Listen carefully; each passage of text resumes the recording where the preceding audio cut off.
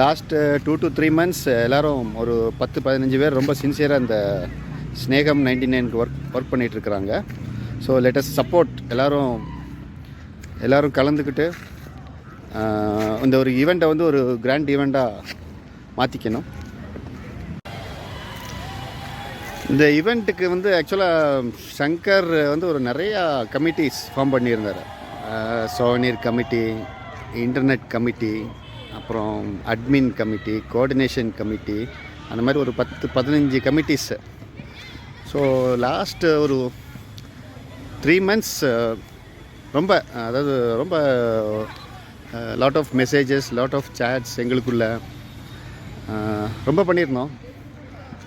And ஒவ்வொரு மெம்பர்ஸும் இப்போ சோவனீர்னு எடுத்துக்கிட்டானா Manoj, aroma, ஜீவேந்திரன், அது ஒரு டீமு.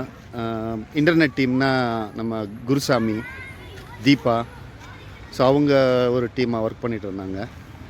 அண்ட் ஃபினான்ஸ் டீம் தங்கம், செந்தில்ராஜன், நான் கொஞ்சம் சப்போர்ட் பண்ணேன் அவங்களுக்கு. அந்த மாதிரி நிறையா டீம் ஃபார்ம் பண்ணி இந்த ஈவெண்ட்டை வந்து ஒரு நல்லா நடத்தணுன்றதுக்காண்டி நல்லா பிளான் பண்ணிகிட்ருக்குறாங்க. எங்கள் குரூப்பில் ஏதாவது ஒரு டிசிஷன் எடுக்கணும்னா என்ன பண்ணுவாங்க, ஃபஸ்ட்டு ஒரு ஓட்டிங் ஆரம்பிச்சிருவாங்க.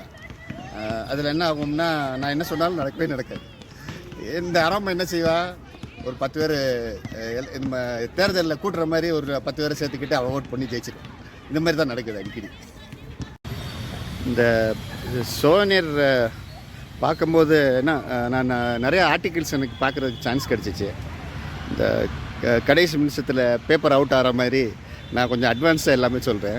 ஐ have seen some articles written by Sivaraj, Padmapriya, Priyarajan, அதுக்கப்புறம் ஜார்ஜினால், எல்லாம் நல்லா இருந்துச்சு. உண்மையில் நானும் மிஸ் பண்ணிட்டேன், நானும் எழுதுறதுக்கு மிஸ் பண்ணிட்டேன்.